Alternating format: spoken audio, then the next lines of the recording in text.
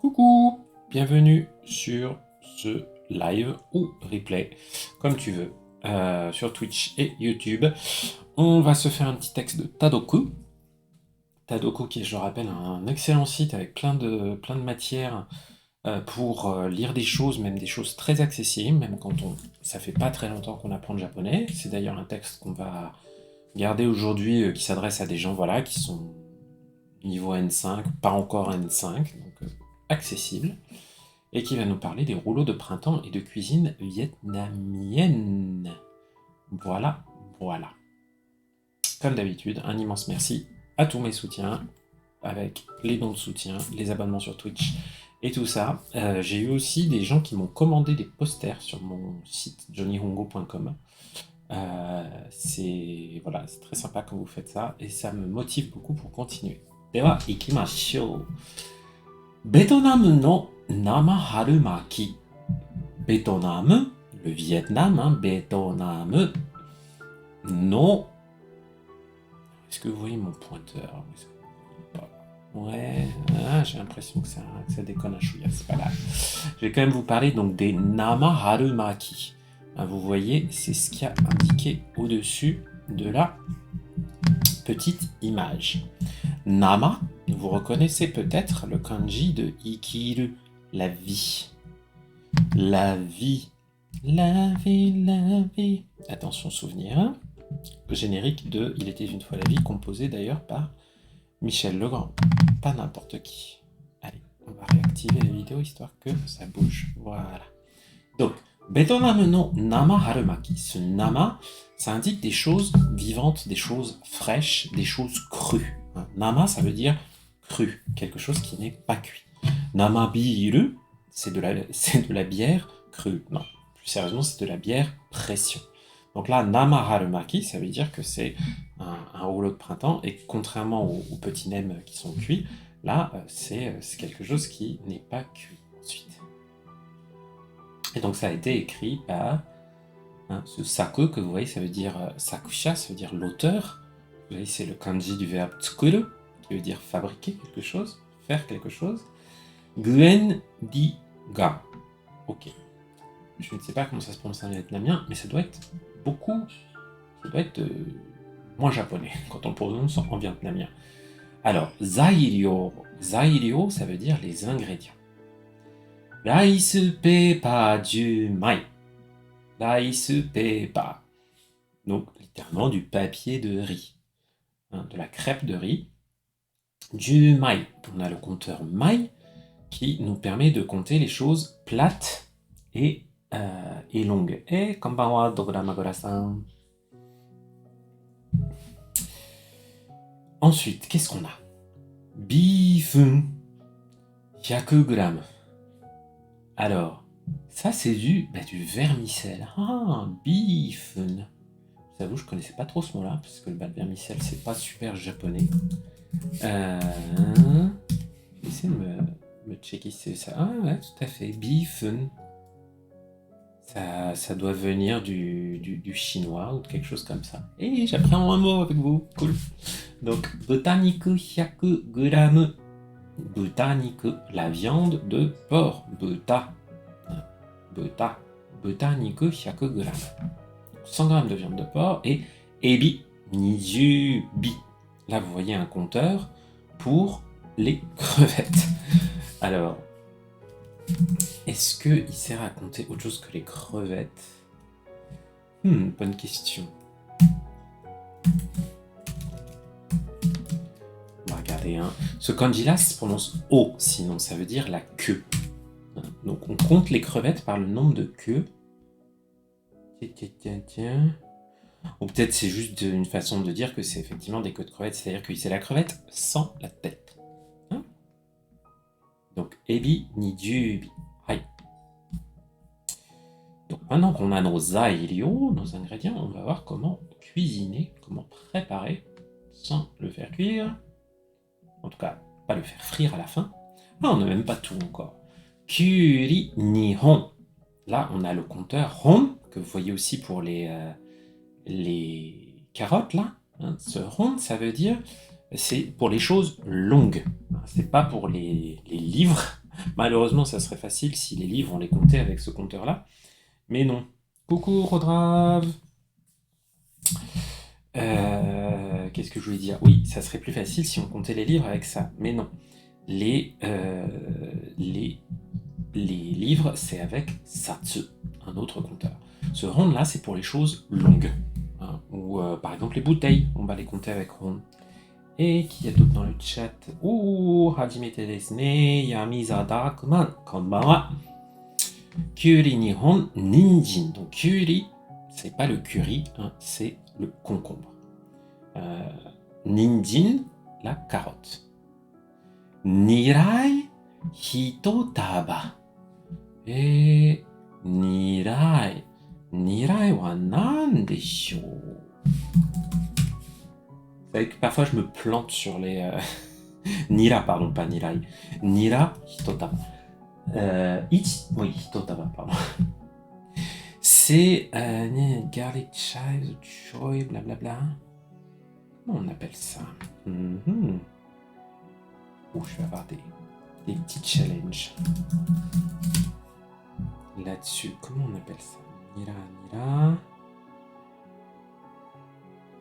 Ciboulettes chinoises. Enfin, en gros, c'est quelque chose, c'est un peu comme des oignons frais, quoi. Hein, ce nira. Un petit peu. Les spécialistes culinaires, particulièrement s'il y a des spécialistes de la cuisine vietnamienne, ils vont bien sûr me corriger. Lettuce iko. Bon, là, c'est facile. Lettuce, lettuce. La laitue. Lettuce iko. Iko, là, on a ko, c'est plutôt pour des choses, comment dire, plus carrées, rondes, en tout cas pas des choses longues. Hein, ça veut dire un exemplaire comme ça de laitue. Oba, jumai. Alors, c'est quoi ça, oba? Littéralement, ça veut dire une grande feuille. Hein. Grand, et puis là, c'est le ha de happa, les feuilles. Comment on appelle ça? Oba. Oh là là là là. Ce qui est dur pour moi, c'est qu'après, la traduction en anglais, je connais pas le mot en anglais. C'est ça qui est marrant. Allez. Macrophile? Non, c'est pas possible. Bref, cette charmante herbe aromatique. Je fais ça rapidement. Donc, lemon jiru, du jus de citron. Nukumamu, du nyokmamu. Ou du nampura, qui peut être utilisé à la place. Sato, du sucre. Togarashi, un piment. Ninniku, de l'ail. Et de l'eau. Mizu. Ensuite, vous voyez ce qu'on fait? On lave nos légumes avec de l'eau. Donc, nama harumaki no tsukurikata, comment fabriquer nos rouleaux de printemps. Nakami no junbi. Junbi, la préparation. Nakami, l'intérieur, ce qu'il y a dedans. Donc, on prépare l'intérieur. D'abord, yasai, les légumes. Lettuce, oba, nira, kyuri, ninjin o mizu de araimasu. On lave avec de l'eau, mizu de, la particule qui indique le moyen. Ninjin, etc. Tous nos légumes, on va les laver avec de l'eau. Là, on a mizu o kirimasu. Et donc le kiru qu'on a ici, c'est pas le sens habituel de kiru qui veut dire couper. Là, mizu o kiru, ça veut dire drainer l'eau, enlever l'eau. On l'utilise notamment en cuisine quand on veut dire, égoutter tout simplement. Hein, égoutter les légumes. On égoutte les légumes. Ninjin no kawa o mukimasu. Ninjin no kawa. Kawa, c'est la peau. O mukimasu. Muku, c'est peler. Donc on pèle la peau des carottes. C'est pas vraiment de la peau, mais bon. En tout cas, on les épluche. Ninjin o kirimasu. Ensuite, on les coupe. Là, c'est le vrai couper. Kirimasu de couper. Kyuri o kirimasu. On va couper aussi les concombres. Ensuite, nakami no junbi, bifun. Donc, beefun, c'est les vermicelles. Beefun o 6分ぐらい茹でます。beefun o 6分ぐらい environ くらい environ 6 minutes 茹でます。Là, c'est le verbe yuderu qui veut dire faire bouillir quelque chose. Vous ne savez peut-être pas, mais Gudetama, ma mascotte préférée, hein, Gudetama, c'est un jeu de mots sur ce verbe qui est yuderu, parce qu'on dit yudetama pour dire un œuf dur. Donc lui, c'est pas un yudetama, c'est un gudetama parce que c'est un œuf flemmard. Ta question, kawa, ça peut être la peau d'autre chose. Qu'est-ce que tu veux dire exactement, gros papa? Kawa, en gros, c'est la peau. Donc ouais, ça peut être un peu toutes sortes de peau, d'enveloppe.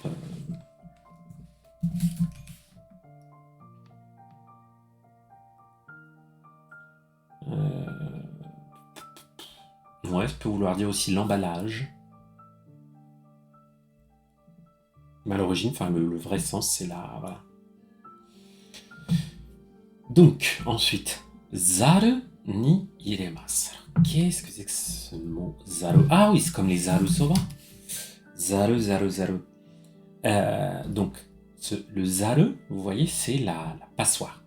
Zaru ni iremasu. On vient au début des crevettes. Donc, vous voyez nos petites crevettes là. Hein, nos crevettes. Ebi o yudemasu. On les fait bouillir à l'eau. Kawa o mukimasu. On enlève la peau, donc les mêmes verbes qu'on a déjà vus. Et puis ce tate hanbun ni kirimasu, que j'ai eu un peu de mal à comprendre au début, mais l'image m'a bien expliqué ce que ça veut dire. Donc, kiru, on les coupe,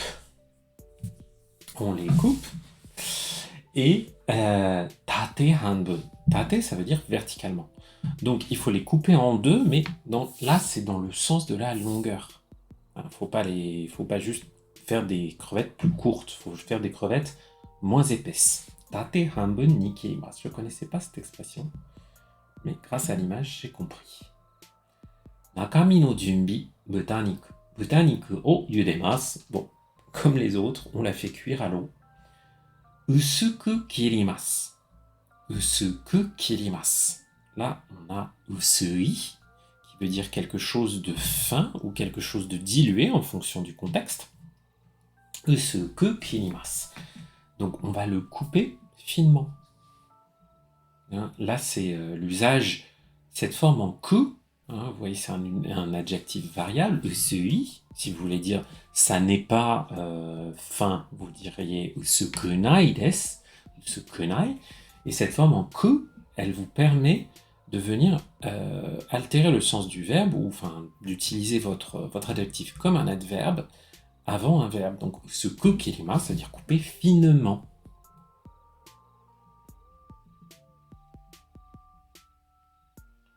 Alors, rice paper o, donc là, harumaki, donc le maki, le rouleau lui-même. Hein. Maku, ça veut dire enveloppé, enroulé, voilà. Le rouleau de printemps. Donc, rice paper o mizu ni 5 byou kurai iremasu. Ah, et là, il ne faut pas se tromper avec ces unités de temps, puisque le rice paper, on le rentre, on le met 5 secondes, bio, une seconde, 5 secondes environ dans l'eau, mais pas plus. Mais que si on le met 5 minutes, il sera un peu gugna gugna, il sera plus bon, quoi. Hein. Rice paper o ita ya oki osara nado ni okimasu. Donc le rice paper, on le met sur une planche, ita, ya oki osara, ou sur une grande assiette, hein, nado, oki. On a le groupe là, nominal, c'est ita, ya oki osara nado. Sur, là on a la particule ni qui veut dire où est-ce qu'on met quelque chose, la destination, et le verbe oku, okimasu, poser. On le pose sur une planche ou bien une grande assiette.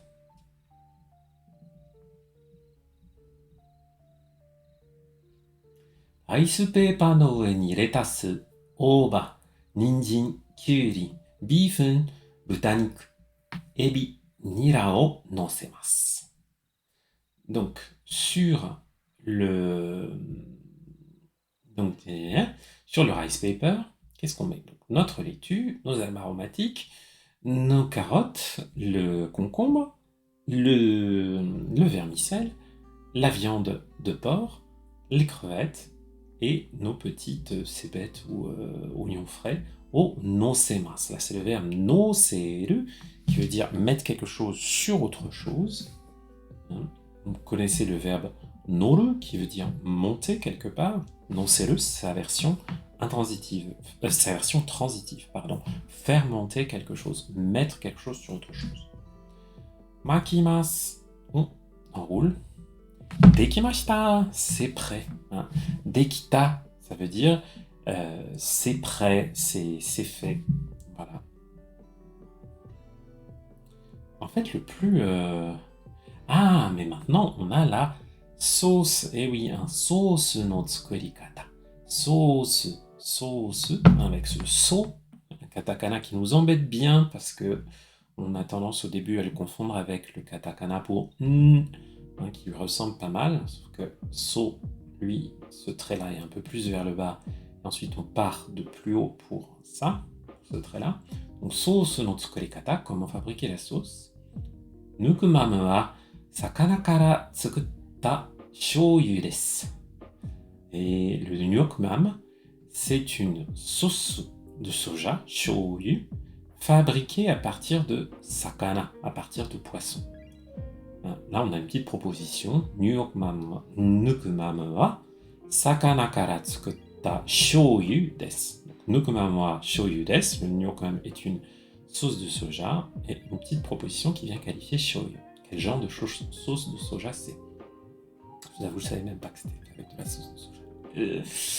Betonam ryori de yoku tsukaimasu. On l'utilise beaucoup dans la cuisine. On l'utilise beaucoup dans la cuisine vietnamienne. Ah, Nam Pla, c'est le vrai nom du Nuoc Mam. Il n'y a pas de différence en fait. Ah, moi, je pensais que c'était pas la même chose. Bref, tu vois que je suis un culte, gros papa. Donc, Betonam ryori de yoku tsukaimasu. Yoku tsukaimasu, on l'utilise souvent dans la cuisine vietnamienne. Nukumamu nampura osaji ni. Alors, osaji, ça veut dire une grande cuillère, une cuillère à soupe. Lemonjiru osaji ichi, donc 2 cuillères à soupe de nyokam, 1 cuillère à soupe de jus de citron, 2 cuillères à soupe de sucre, sato, 6 cuillères à soupe d'eau, ninniku ni hen, 2 petites gousses d'ail, et togarashi, le piment, ippan, un piment. Ça va être bien relevé, ça va avoir du goût. Ninniku no kawa o mukimasu. Donc d'abord, on enlève la peau de l'ail. Chisaku kirimasu. Donc là encore, on a cet usage adverbial de l'adjectif. Chisaku kirimasu. On le coupe en petits morceaux, de façon petite. Togarashi o chisaku kirimasu. On coupe aussi en petits morceaux le piment. Zenbu mazemasu. Zenbu, tout, en totalité. Mazemasu, c'est le verbe mazeru qui veut dire mélanger. Zenbu mazemasu, on mélange tout. Et on a fini. Dekimashita. Ce dekimashita, au début, il peut un peu nous perturber. Il faut voir qu'il y a vraiment 2 sens au verbe dekiru. Dekiru, vous le savez sans doute, c'est la forme potentielle de suru. Ça veut dire pouvoir faire quelque chose. Mais il y a aussi un autre sens. Là, ce dekimashita, ça ne veut pas juste dire j'ai pu le faire. Il y a un peu cette idée-là, mais il y a surtout cette idée que quelque chose qui n'existait pas existe maintenant. Quelque chose qui n'était pas là a été construit et maintenant est prêt. On va souvent dire, par exemple, en face de la gare, Atarashi super ga, Atarashi konbini ga dekimashita. Il y a un nouveau konbini qui a ouvert, qui a été construit devant la gare, par exemple. Donc cet usage-là de dekiru, il est peut-être un peu plus complexe à intuiter pour nous. Itadakimasu, Je reçois humblement, hein, on traduit souvent par bon appétit, mais itadakimasu, c'est moi qui reçois. Hein, c'est pas, je souhaite un bon appétit à personne. Quand je dis itadakimasu, je fais juste un acte d'humilité face au délicieux repas qu'il y a devant moi. Sachant qu'on peut le dire pour des rouleaux de printemps, mais on peut aussi le dire quand on prend juste un bubble tea, hein, par exemple. Et voilà.